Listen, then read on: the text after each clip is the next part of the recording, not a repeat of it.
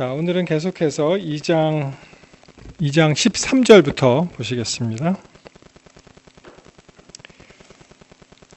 6월절에 유대인의 6월절이 가까운지라 예수께서 예루살렘으로 올라가셨더니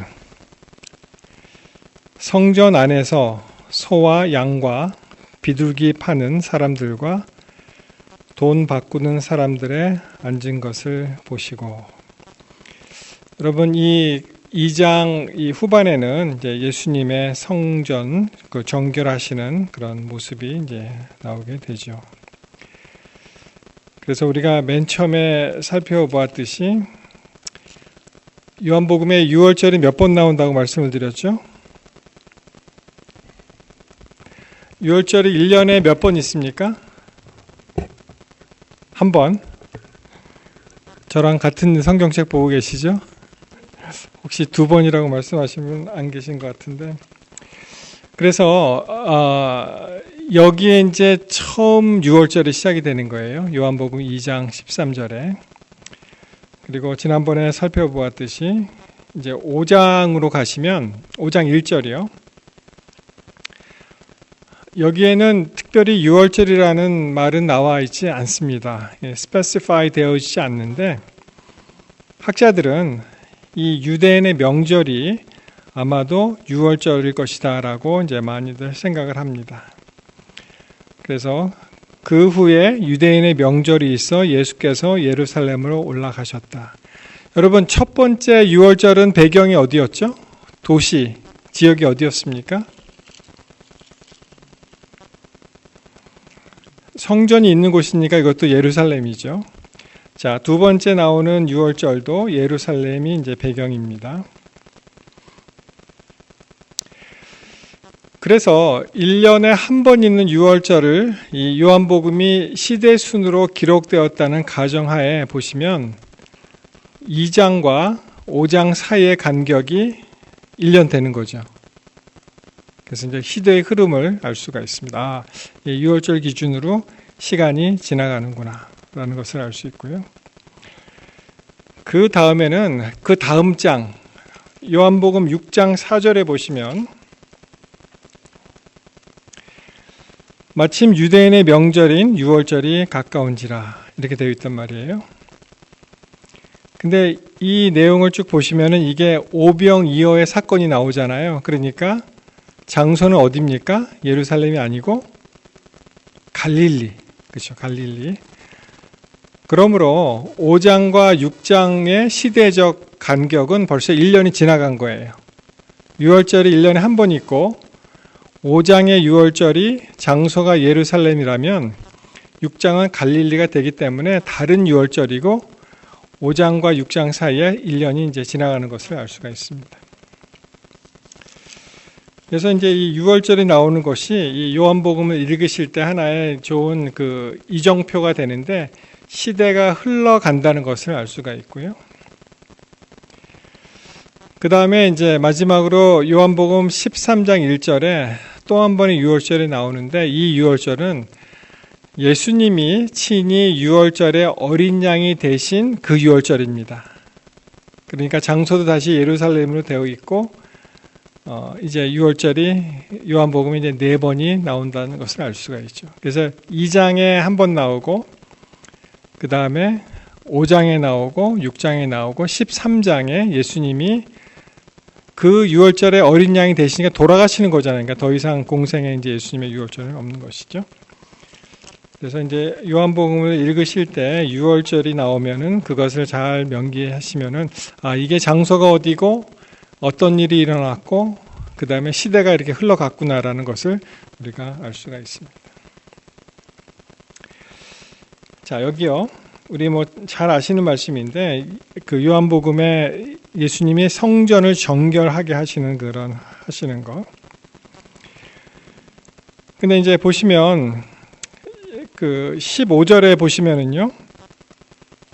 노끈으로 채찍을 만드사 양이나 소를 다 성전에서 내어 쫓으시고 돈 바꾸는 사람들의 돈을 쏟으시며 상을 엎으셨다.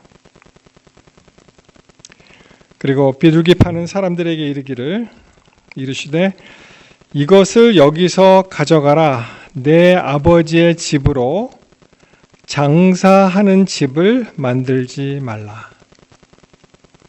그러니까 예수님의 말씀은 내 아버지의 집은 장사하는 집이 아니다. House of Merchandise가 아니라는 뜻이죠. 내 아버지의 집은 어떤 집입니까? 기도하는 집. 이사야서에 나오죠. 이사야 56장인가 나올 겁니다. 자, 여기에 여러분이 성전이라는 단어를 한번 유의해서 보세요. 성전. 여러분 다 아시니까 쭉 읽어보겠습니다. 2장 14절에 성전이라는 단어하고 2장 19절에 예수님이 말씀하시죠. 예수께서 대답하여 가라사대 너희가 이 성전을 헐라 내가 사흘 동안에 일으키리라. 이 단어가 우리가 한글 성경에는 안 나타나는데 원어로 보시면은 두 개가 다른 단어예요. 두 개가 다른 단어를 썼습니다. 맨 처음에 여기서 나오는 이 성전은요, 히에론 이렇게 되어 있는데, 이게 이제 그리스 말인데요. 이 영어로 이제 P 같이 생긴 것이 R 발음이 나고요. 그리고 보시기에 영어로 이 V자 발음 같이 생긴 것이 N 발음이 납니다. 그래서 히에론 이렇게 되는데, 여기서 말하는 히에론은 어떤 의미가 있냐 하면 이방인의 뜰과 유대인의 뜰 등 성소 주변의 마당을 포함한 성전을 얘기합니다. 이 성전 구역 전체를 갖다가 히에론 이렇게 써 있어요. 그래서 그 성전 안에서라는 말이 우리가 생각하는 그 템플 그 자체가 아니고 그 마당, 뜰이라고 이제 생각할 수가 있는데 거기서 무슨 일이 일어났습니까? 소와 양과 비둘기 파는 사람들이 돈을 바꾸고, 그렇죠? 그리고 또 아마도 그 희생제물을 사고 이런 거래가 일어났던 것입니다. 그래서 그 유대인의 그 성전에 내는 성전세를 내기 위해서는 당시에 통용되는 화폐로 내지 않고 유대인의 그 세겔로 바꿔야 돼요.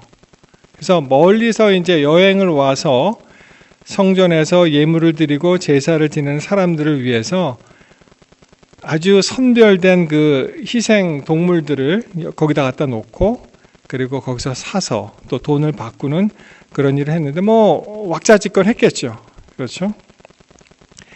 네, 그것이 이제 못마땅한 그 예수님께서 어떻게 해요? 그 근처에 아마 양이나 소를 이렇게 데리고 온 그런 끈이 있었던 것 같아요. 그걸로 이제 채찍을 만드시고 양이나 소를 성전에서 내어 쫓으시고 돈 바꾸는 사람들의 돈을 쏟고 상을 엎으시고, 그러니까 우리가 생각하는 그 온유하신 예수님의 모습과는 상당히 다른 굉장히 극단적인 예수님의 한 모습을 여기서 볼 수가 있습니다. 그래서 이걸 뭐라 그래요? 사람들이 거룩한 분노다 그렇게 얘기합니다. 거룩한 분노. 근데 여러분 우리가 이 거룩하다 하기오스 홀리 그 말은 사실은 하나님한테만 써야 되는 말이에요. 그게. 근데 이제 영어에서 좀 죄송합니다 이렇게 좀 험한 말을 하게 되면은 이 영어에서도 그 S를 시작되는 그 욕이 있잖아요. 그 앞에다가 이제 홀리를 붙인다든지. 그리고 요새 젊은 아이들 중고등학생들 이렇게 하는 이야기를 들어보면은 한국말로 신성한 소다 이런 말을 해요. 이렇게 막 엉뚱한 일이 막 일어나면은 크게 욕은 아니겠습니다만, 근데 그것도 저는 들으면서 굉장히 바더가 되는데 너무 이 거룩한이라는 단어 자체를 너무 손쉽게 그리고 아무렇지도 않게 그렇게 사용하는구나. 그래서 그건 좀 조심할 필요가 있다 저는 그렇게 생각을 합니다. 하나님께 대한 어떤 아주 존중하는 그런 단어를 써야지 그렇게 비속어같이 그렇게 쓰는 것은 잘못되었다. 그래서 다시 말씀을 드리면은 예를 들어서 이제 거룩한 분노라고 표현한다면은 예수님만이 할 수 있는 일이에요, 이것이. 예수님이 이렇게 하셨기 때문에 우리도 그렇게 한다 하는 것은 저는 아니라고 생각을 합니다. 자, 그러면서 아까 말씀드린 대로 비둘기 파는 사람들에게 이르시되 이것을 여기서 가져가라. 내 아버지의 집으로 장사하는 집을 만들지 말라. 그래서 우리 성도님들 말씀하셨듯이 아버지의 집은 어떤 집이어야 됩니까? 만민의 이제 기도하는 집이다. 근데 여러분 이 성경절 보시면 그냥 이렇게 그 표면적으로 보시면 아, 이것이 잘못됐다. 왜 기도하는 집을 장사하는 집으로 만들었느냐? 라고 그냥 단순하게 생각하지만 사실은 예수님이 분노하신 그 이유에는 다른 이유가 또 있습니다. 이것만이 아니고. 그것이 뭐냐면은 이것이 바로 이방인의 뜰에서 이 일을 한 거예요.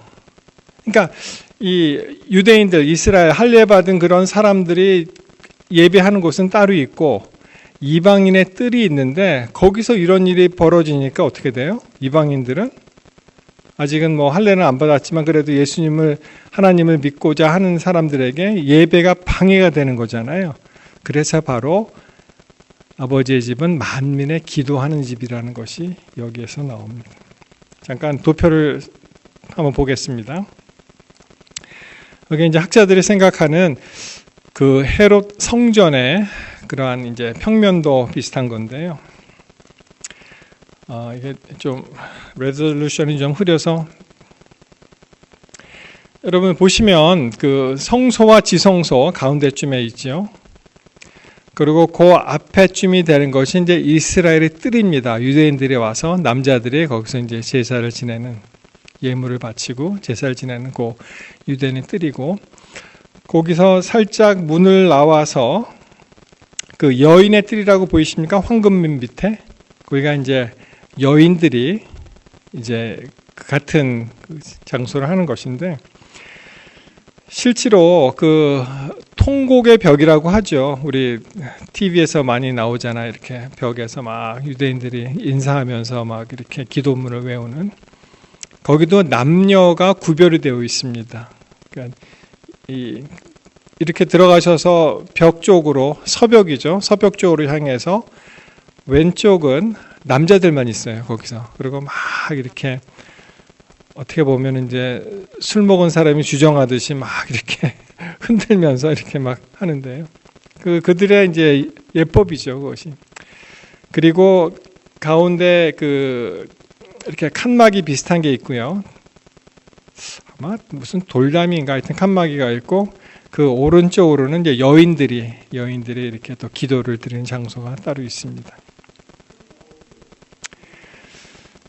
그게 지금은 아마도 서문 쪽이 왜냐하면 이제 성전이 무너졌잖아요. 그걸 서벽이라고 하거든요. 그러니까 이제 서문 쪽에 있는 그 벽의 일부가 지금 남아 있는 건데 거기서 이제 기도를 드리는 거예요. 그래서 더 이상 통곡의 벽이라고 안 하고요. 그이들은 그냥 서벽이라고 합니다. 웨스턴 월 이렇게 얘기를 해요. 그래서 이제 통곡의 벽이 웨일링 월 그렇게 썼잖아요. 근데 그 가이드 한 분이 이야기하기를 그게 아마 제 3차 중동 전쟁인가요? 뭐 그때 이제 다시 예루살렘을 탈환하게 되는데 이스라엘에서 현대 이스라엘에서 근데 그분이 어렸을 때 그러니까 한 1950년도에 그런 얘기를 들은 거예요. 이제 예루살렘에 가면은 우리 선조들이 성전이 있었고 지금은 그 벽만 남아 있다.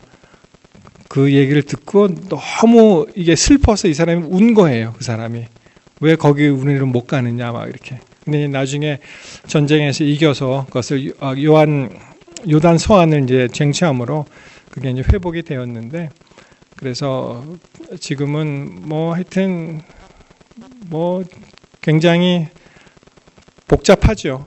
관광객들도 오고 그리고 특별히 군인들이 많이 있어요. 그래서 맨 처음에는 군인들이 보초 쓰나 보다 했는데 여러분 이스라엘 군인들은 아주 자유분방해요. 그냥 이렇게 총도 대충 이렇게 걸쳐서 내고요. 그렇게 하는데 가이드 분이 하는 얘기가 그 사람들도 여기 관광 온 거래요. 지키러 온 것이 아니고 하나 이제 순례 비슷하게 이제 관광을 왔다. 그렇게 이야기를 합니다. 그래서 저 이방인의 뜰에서 이제 그러한 잡상인들이라고 할까요? 그런 것을 막 하기 때문에 그것을 예수님께서 몹시 못마땅하게 이 집은 이방인을 포함한 만민의 기도하는 집인데 왜 여기서 이렇게 예배를 잘 못하게 막 이렇게 옮겨가고 그럴 거 아니에요. 시끄럽고 뭐 동전 받고 막 하는데 그런 그 의미가 여기에 이제 있습니다. 참고로 그 헌금함이 학자들에 의하면 헌금함이 여인의 뜰에 있다 그래요. 그래서 이제 이야기하기 좋아하는 사람들은 뭐라 그러냐면은 첫째는 그 일종의 이제 남성들 위주로 이제 되어 있잖아요. 문화가. 그러니까 이제 남자들이 그 예배하는 곳에서는 이렇게 뭐 이게 헌금함 자체가 이 나팔 아시죠? 나팔 입구 같이 되어 있어서 이렇게 동전을 떨어뜨리면은 쨍그랑하고 이제 시끄럽게 내려가나 봐요. 그러니까 그러한 소음에서 남자들은 조금 이익을 볼 수 있도록 거기서 나와서 여인의 뜰에 놨다 이런 말도 있고 더 재미있게 이야기하는 호사가들은 어차피 재정은 여자들이 관리를 하고 여자들이 주물르기 때문에 그 여인의 뜰에 뒀다. 또 그렇게 얘기하는 사람이 있습니다. 그래서 그 이방인의 뜰에서 이러한 일이 일어났는데 자, 마가복음 11장 17절에 보시면 아까 우리 교우님들 말씀하신 듯이 이에 가르쳐 이르시되 기록된 바 내 집은 만민의 기도하는 집이라 칭함을 받으리라 하지 아니하였느냐. 너희는 강도의 소굴을 만들었도다. 이렇게 얘기가 나오죠. 그러니까 이제 만민 모든 사람 이방인을 포함한 모든 사람이 기도하는 집이다. 그래서 학자들은 이방인의 뜰에서 그런 일이 일어났다 이렇게 생각을 합니다. 예. 자, 그 다음에 또 보시겠습니다. 17절에 보시면 제자들이 성경 말씀에 주의 전을 사모하는 열심이 나를 삼키리라 한 것을 기억하더라. 이 말씀은 이제 구약 성경에서 나온 말씀을 이제 코트한 거예요. 우리가 이 주객이 전도되는 일을 많이 하는데 정말 중요한 일을 중요하게 해야 됩니다. 근데 보니까 주의 전을 사모하는 열심이 너무 심해서 너무 과도해서 나를 삼켰다. 그러니까 좋지 않다는 그런 표현이죠. 그게 이제 시편 69편 9절에 그런 말씀이 있습니다. 주의 집을 위하여 열성이 나를 삼키고 주를 비방하는 비방이 내게 미쳤나이다. 여러분 많은 경우에 사람들이 그렇게 얘기합니다. 교회에서 좀 좋게 표현을 해서 교회에서 조금 이렇게 교회를 잘 되도록 노력하시는 분들이 교회에 굉장히 열심히 있는 분들이라는 거예요. 조금 돌려서 제가 얘기했는데요. 교회에서 이렇게 말썽을 일으키시는 분들은 교회에 그만큼 열심히 많은 분들이다. 왜냐하면은 여러분 이 그 영어 표현에도 퓨어 워머라고 합니다. 그냥 교회 와서 이 자기가 앉는 자리를 데우고 그리고 이제 돌아가시는 분 아주 평온하죠. 그냥 예배 참석하고 그냥 즐기고 그냥 가면 되는데 지금 우리 교회도 뭐 고칠 때가 많다고 말씀들을 많이 하셨는데 그 키나에 있는 그 교회도요. 그 교회 이름이 이제 Midnight Sun입니다. S-O-N, Midnight Sun Church 이렇게 되어 있는데, 여기저기서 고장이 나는 거예요. 그래서 그 워터 데미지가 생겨서, 그러니까 곰팡이죠. 좋게 얘기해서 워터 데미지고. 그래서 지금 현재 파틀락을 못 하고 있습니다. 알래스카는 특이하게 미국 교회가 매주 파틀락을 하더라고요. 그 교회 같은 경우에는. 그래서 펠로우십을 굉장히 중요하게 그렇게 좋게 생각을 하는데 그거를 지금 못 하고 있어요. 그게 이제 고장이 나갖고. 근데 이제 한 분이 교회를 위해서 제가 보기에는 마땅히 잘 하셨어요. 그분이 서둘러서 다 인슈런스 회사에도 전화해보고 어떻게 해야 되는지 알아보고, 그리고 그 지하실에 이제 물이 새기 때문에 사람들 보호하기 때문에 거기서 문도 닫고 못 들어가게 하고 막 이렇게 했는데 잘 하셨어요. 그분이 아주 그렇게 또 일을 하시는 분이 필요합니다. 근데 그 일 때문에 교회가 분쟁이 생긴 거예요.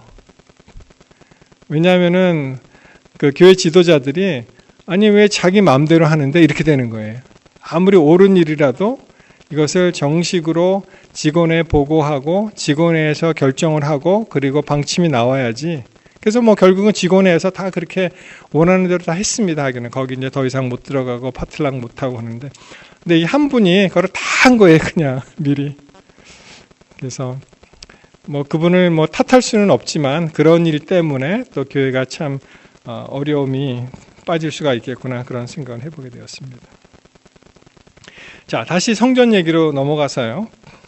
19절에 자 14절의 성전 그거하고 19절의 성전이 다른 단어를 썼는데, 자 예수께서 대답하여 이르시되 너희가 이 성전을 헐라 내가 사흘 동안에 일으키리라. 뭐 여러분 다 아시죠? 여기서 성전이 뭘 얘기하는 것인지. 그것이 뭐냐면은 여기서는 나오스라는 단어를 썼습니다. 나오스. 그래서 아까 그 단어하고 조금 히에론이라는 단어가 좀 다른 단어를 썼는데 이것은 정말 성전이에요. 그 템플 그리고 슈린, building dedicated to a deity of the true God. 그러니까 그 지성소와 성소를 포함한 하나님을 나타내는 그런 단어가 바로 이 나오스라는 단어입니다. 마태이 23장 16절에도 누구든지 성전으로 맹세하면 아무 일도 없거니와 성전의 금으로 맹세하면 지킬지니라. 여기서 이제 같은 이 성전은 바로 이 나오스라는 그런 단어를 사용한 것입니다. 그러니까 이 14절에 나오는 그러한 모든 부속 건물을 다 포함하는 성전보다 이 19절에 나온 성전은 예수님 자신을 가르칠 때 사용하는 말이다. 정리해 보았습니다. 14절과 19절, 20절, 21절에 나와요. 그 성전이라는 단어가. 근데 맨 처음에 히에론이라는 단어가 나오고 그 다음에는 다 나우스로 이제 바뀝니다. 예수님이 나우스를 헐라 그러면 3일 만에 다시 일으키리라 했을 때 그 단어를 받아서 이제 이 나우스를 46년 동안 지었는데 어떻게 당신이 3일 안에 일으킬 수가 있느냐라고 얘기했고, 그 다음에 우리 21절에 보시면은 예수는 성전, 나우스된 자기 육체를 가리켜서 말씀하신 것이다. 그렇게 나옵니다. 목사님 그 질문이 있는데요. 네네. 그러니까 나우스가 헤이론의 일부예요? 아니면 어떻게? 그렇겠죠. 예. 그러니까 예, 광의로 히에론이고 이제 나우스는 딱 그 아주 중요한 성소와 지성소가 있는 거 그렇게 이제 포함하시면 될 것 같은데요. 14절에 성전 안에서 이렇게 나오는 거하고 여기 보면은 성전이라는 말이 나오잖아요. 그러니까 영어로도 보시면은 아마 템플 코트라고 썼을 거예요. 예, 성전 안에서 할 때. 근데 여기서는 이제 완전히 이제 템플이 되는 것이죠. 19절에 예수께서 대답하여 가라사대 너희가 이 성전을 헐라 내가 사흘 동안에 일으키리라 했을 때 그 단어를 받아서 20절에 유대인이 가로되 이 성전 나우스를 46년 동안에 지었거늘 내가 3일 동안에 일으키겠느냐 그랬을 때 21절 그러나 예수는 성전 나우스된 자기 육체를 가리켜서 말씀을 하셨다. 자, 정리해보면 이렇습니다. 이 히에론이라는 그 단어는요, 성전 건물뿐만 아니라 그를 둘러싼 담장이나 마당이나 부속 건물들을 모두 포함하는 성전 경내 전체를 가리키는 일반적인 용어라고 볼 수 있고요. 14절에 그리고 19절부터 21절에 나오는 것은 이제 하나님의 임재를 상징하는데 성전 중에서도 가장 핵심적인 건물, 즉 성소와 지성소가 있는 그 본관을 이야기하는 것이 바로 나옵니다. 여러분, 우리 몸을 가리켜서도 뭐라 그랬어요? 성전이라고 했죠. 어디 나옵니까? 고린도전서 3장 16절에 나오죠. 뭐 우리 교회에서는 너무나 유명한 성경절이죠. 너희는 너희가 하나님의 성전인 것. 여기서 성전은 히에론일까요? 나오스일까요? 예, 맞습니다. 여기서 성전은 바로 나오스를 가리키는 거예요.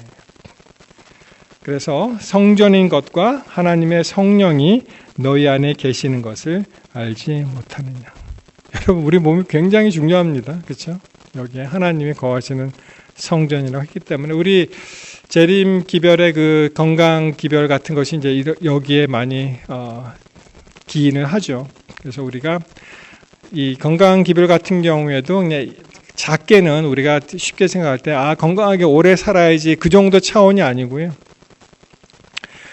우리가 하나님과 정말 긴밀한 교통 관계를 맺기 위해서는 우리의 몸이 건강해야 되고, 왜냐하면 우리의 정신이 건강해야 되기 때문에. 여러분, 아프잖아요. 그러면 굉장히 힘들어요. 만사가 귀찮습니다. 기도가 더 잘 나올 것 같지만 기도도 할 수 없을 때가 많을 정도로. 그래서 우리 교회에 하나님께서 기별 주신 것은 우리의 그 영역이라 그럴까요? 하나님과 교통하는 그것을 아주 깨끗하게, 친밀하게, 긴밀하게, 밀접하게 하나님과의 관계를 유지하기 위해서 우리에게 건강 그 기별을 주신 것입니다. 이 고린도전서 3장 16절하고 이제 그 시스터 버스가 있잖아요. 이 짝이 되는, 기억나세요? 같은 고린도전서 3장 16절이잖아요. 6장 19절로 가십니다. 그러면은 너희 몸은 너희가 하나님께로부터 받은 바 너희 가운데 계신 성령의 뭐예요? 전인 줄을 알지 못하느냐. 너희는 너희 자신 것이 아니다.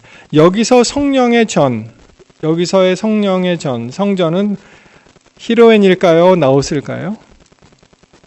마찬가지로 나오스입니다. 예, 여기서도 나오스를 얘기하는 거예요. 여러분, 질문이 하나 있습니다.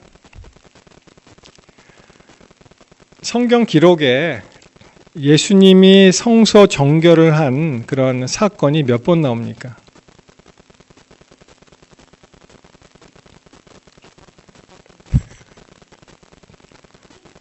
한 번 같아요? 한 번?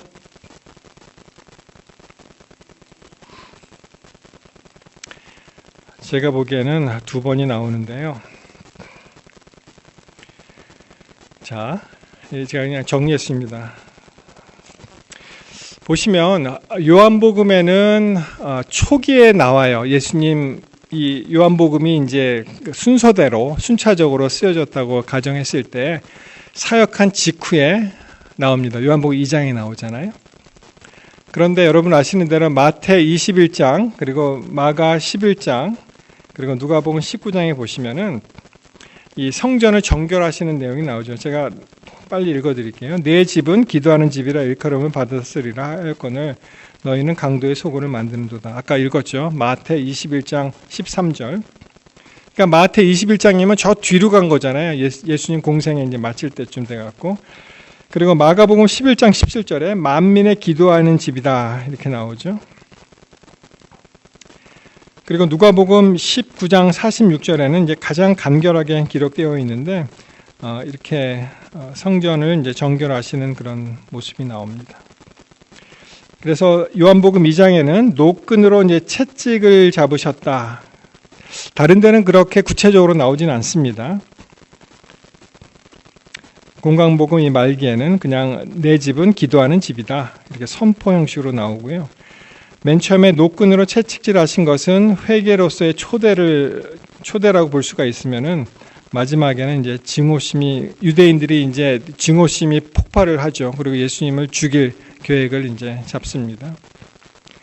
그리고 성전의 언급에 대해서는 요한복음에만 나오고요.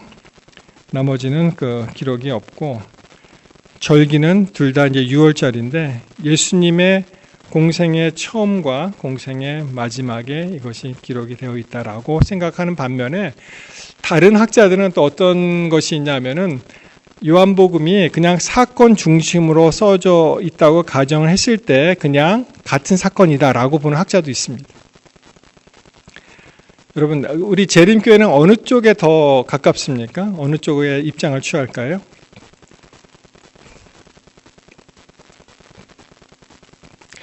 거기에 키가 하나 있는데 여러분 그 시대의 소망이라는 책이 있잖아요. 거기에 보시면은 목차를 한번 이렇게 쭉 보세요. 그러면은 성전 정결 사건이 2번 나옵니다. 그래서 이제 재림교회는 우리 화이트부인을 통해서 우리가 정리할 때 이것이 2번이다 이렇게 우리는 생각을 합니다. 예수님 공생애 때 한 번 나오고 그리고 공생애 시작할 때 그리고 공생애 마칠 때 한 번 나오고 그래서 그 시대의 소망 그 제목만 보시면은 챕터가 60 몇 번인데요. 보시면은 성소를 뭐 재정결하심 이렇게까지 구체적으로 나옵니다. 한번 볼까요? 시대의 소망 589페이지에 나와 있는 건데요. 당신의 봉사 초기에 그리스도께서는 거룩하지 못한 상거래로 성전을 더럽히는 자들을 쫓아내셨는데 그분의 엄격하고 신성한 자태는 교활한 장사꾼들의 마음을 공포에 사로잡히게 하였었다. 그분의 사명 말기에 그분은 또다시 성전을 찾아오셨는데 성전이 여전히 더럽혀져 있음을 발견하였다. 그 형편은 전보다 더욱 악화되었다. 성전 바깥마당은 마치 큰 가축시장 같았다. 그러니까 화이트부인 글도 보면은 예수님의 봉사 초기 그리고 그분의 사명 말기 이렇게 나눠서 설명이 되어 있고요. 짐승들의 울음소리와 동전의 짤랑거리는 날카로운 소리는 상인들의 분노한 언쟁 소리와 뒤섞였으며 그 가운데는 성스러운 직무를 수행하는 사람들의 음성도 들렸다. 성전의 성직자들 자신이 스스로 사고팔고 돈 바꾸는 일에 종사하였다. 그들은 이득을 위한 탐욕에 완전히 지배되어 있었기 때문에 하나님 보시기에 도적이나 다름이 없었다. 이렇게 되어 있습니다. 그래서 이제 결론을 내자면 성전 정결이 예상대로 2번 있었구나. 그리고 맨 처음에는 6월절 당시 그 예수님 공생의 초기에 한 번 있었고 그때 다 정리돼서 그런 일이 없었으면 얼마나 좋았겠어요. 근데 그렇게 안 된 거죠. 나중에 예수님이 이제 공생애를 마치실 때 한 번 더 정리를 하시고 이제 예수님이 돌아가셨는데 그렇게 이제 결론을 낼 수가 있겠습니다. 자, 우리 23절하고 25절까지 오늘 읽겠습니다. 6월절에 예수께서 예루살렘에 계시니 많은 사람이 그 행사하시는 표적을 보고 그 이름을 믿었다. 예수는 그 몸을 저희에게 의탁지 아니하였으니 이는 친히 모든 사람을 아심이다.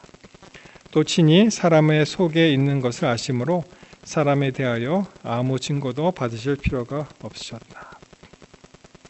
자, 우리 속마음을 아신다고 우리 다 아시죠? 예수님이 이 근거 성경절이 여기 있습니다. 우리 예수님이 다 아신다는 그 근거 성경절이 여기 있습니다. 자, 오늘 2장 마쳤는데요. 오늘도 제가 너무 많이 얘기한 것 같은데 우리 질문이나 토의 시간을 드리도록 하겠습니다. 혹시 하고 싶은 말씀이 있으신 분들,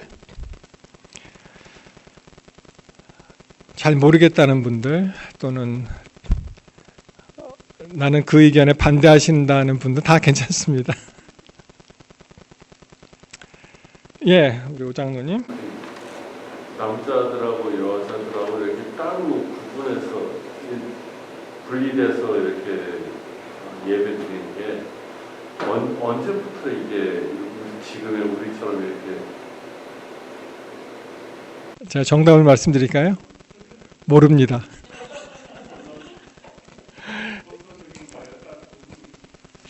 글쎄요, 어떻게 보면은 그 동양 철학에 남녀 7세 부동석이라는 말이 있잖아요.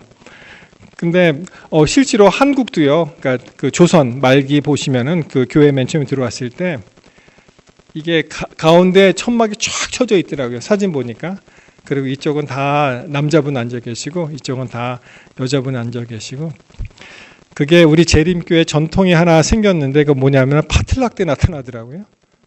남자분들은 다 저기 가서 남자분들끼리 드시고 여자분들은 또 저쪽으로 다 가서 여자분들끼리 드시고 하는데, 모르겠어요. 근데 미국 사람들 같은 경우에는 서로 부부가 같이 이렇게 음식을 나누고 서로 이렇게 하는데, 우리 한국 분들만의 아주 독특한 그 유교 전통 및 유대인의 전통을 따르시는 분들이 아마 파틀락 문화에 계속 남아있지 않나 그렇게 생각을 합니다. 예.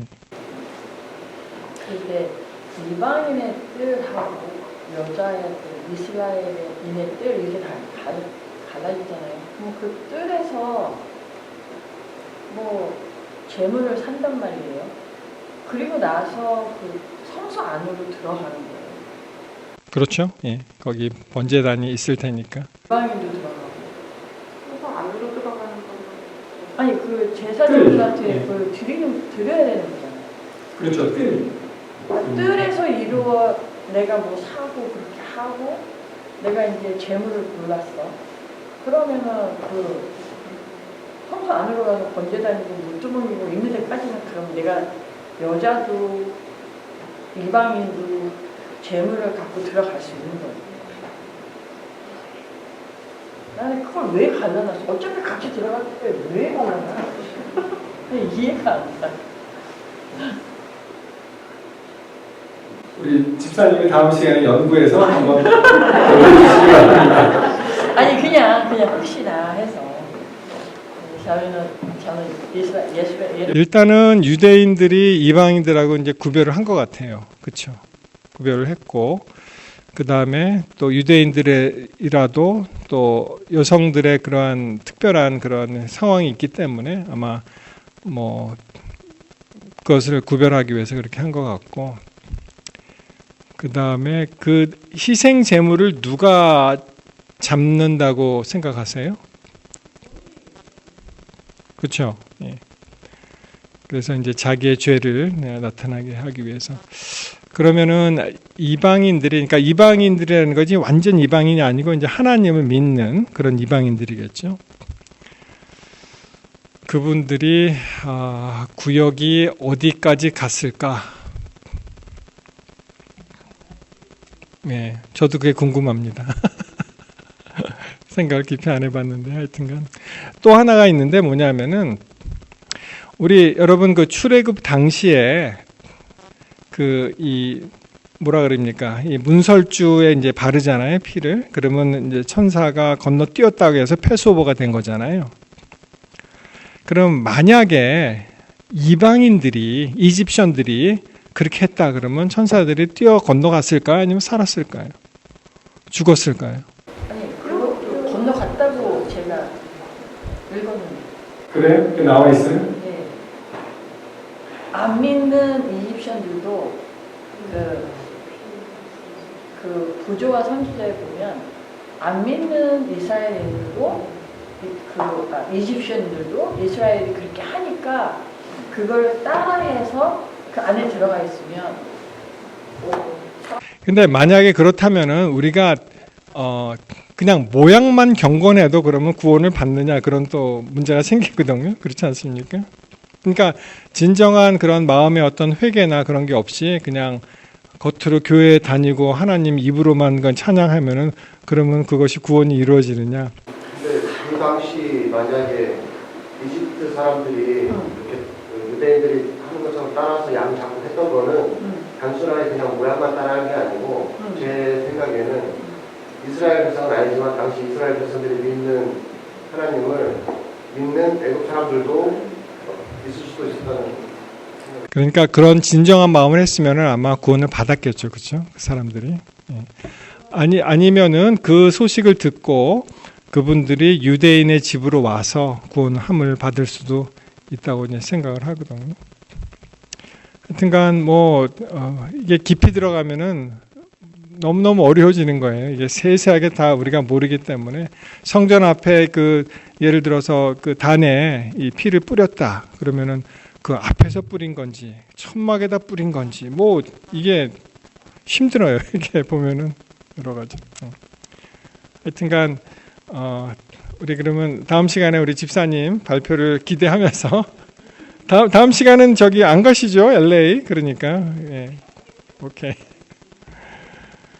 예. 그럼 제가 기도하고요. 제 기도 마친 다음에 여러분들 나오셔서 또 각자 기도하시고 내일 뵙도록 하겠습니다. 하나님 감사합니다. 오늘 또 안식일을 시작하는 이 시간에 우리 사랑하는 성도들 교회로 불러 모아주시고 또 주님의 말씀으로 안식일을 또 새로 시작할 수 있도록 인도하셨사오니 참으로 감사합니다. 이제 정말 긴 겨울이 지나가는 그런 느낌을 받습니다. 3월 말 이제 모든 눈들이 기운을 잃고 햇빛이 내려쬐을 때 그들이 정말 눈 녹듯 사라지는 그런 모습을 보면서 우리 하나님께서 오시는 그날, 우리 예수께서 재림하시는 그날 시기가 무르익어가고 또 그 일이 반드시 일어날 것을 또 우리에게 가르쳐 주시니 참으로 감사합니다. 이 마지막 시대에 여러 가지 전쟁의 소문과 또 기근과 전염병과 또 여러 가지 자연재해 때문에 우리가 혹시 하나님께 대한 그러한 관심을 놓치지 않는지 한번 반성해 봅니다. 아버지 하나님, 우리에게 믿음을 끝까지 지킬 수 있는 용기를 주시고 또 어떠한 그러한 위험이나 또 위협이나 이런 것이 들어오더라도 우리가 신실하게 지켰던 이 믿음을 버리지 않는 그러한 굳건한 신앙인이 될 수 있도록 주님 도와주시옵소서. 우리 예수님 성전에서 봉사하시는 그 일을 또 보고 또 우리의 몸이 성전이라는 것을 다시 한번 깨우침을 주시니 참으로 감사합니다. 아버지 하나님, 우리가 몸과 마음을 깨끗하게 함으로 영적으로 하나님과 연결된 삶을 계속 삶으로 또 하늘부터 오는 그러한 말씀을 숙지하고 또 기별을 받아들이고 또 빈틈없이 우리의 신앙생활을 설계해 나갈 수 있도록 주님 도와주시옵소서. 이 시간에 같이 참석하지 못했지만 또 있는 곳곳에서 이 안식일을 맞이하는 주의 사랑하는 백성들을 기억하시고 또 은혜로 같이 하시고 또 내일 다시 우리를 불러 모아 주셔서 또 한 입으로 주를 찬양하고 기쁨으로 또 기도하고 또 예배에 참석할 수 있도록 주님 도와주시옵소서. 이 교회 정말 남모르게 수고가 많은, 누가 알아주지 않지만 자기 자리를 지키고 묵묵히 일을 해나가는 우리 모든 성도들을 주님 사랑하셔서 그들의 기도의 소원들을 이루어 주시고 또 기쁨으로 이 모든 일들을 감당할 수 있도록 주님 도와주시옵소서.